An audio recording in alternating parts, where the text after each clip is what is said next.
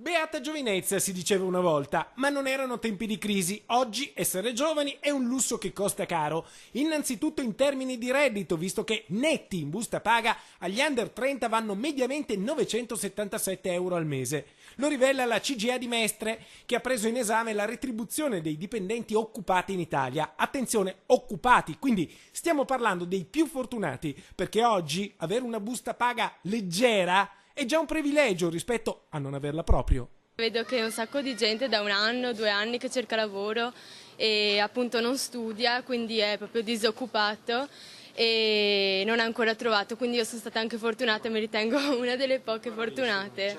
Questa ragazza fa la commessa. Per trovare lavoro ha impiegato 2 anni, ma tra i suoi coetanei la maggior parte non è stato fortunato come lei. Insomma, oggi gli under 30 non vanno più tanto per il sottile, prendono quel che trovano, basta sia un lavoro onesto. Certo c'è professione. Secondo la CGIA di Mestre, infatti, i mestieri più remunerativi sono il bancario, l'autista di macchine per il movimento terra e il militare dell'esercito, mentre gli stipendi più bassi vanno a babysitter, massaggiatori e golf.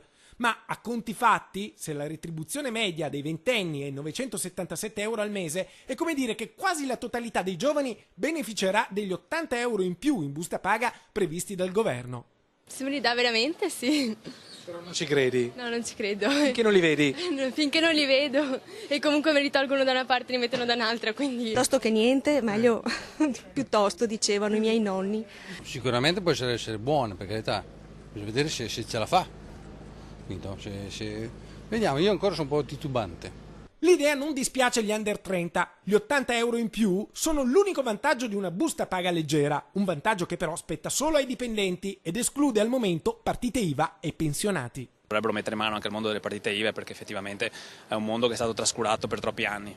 Insomma, gli 80 euro promessi dal governo sono manna per i dipendenti con un reddito basso, ma non sono certo la soluzione della crisi. È un primo segnale di un qualcosa che si comincia a intravedere, di qualcosa che si inizia a fare. Ovviamente è assolutamente solo un punto di partenza e nulla di più di questo, quindi ci aspettiamo molto altro, insomma, sicuramente. Ha promessi, adesso vediamo se ce li porta. Le fanno comodo. Ma anche un euro fa comodo. Vediamo. 80 euro al mese cosa ci può comprare? Non so, se poi adesso c'è anche una bambina piccola, non è che già con quella mi scappano fuori i pannolini.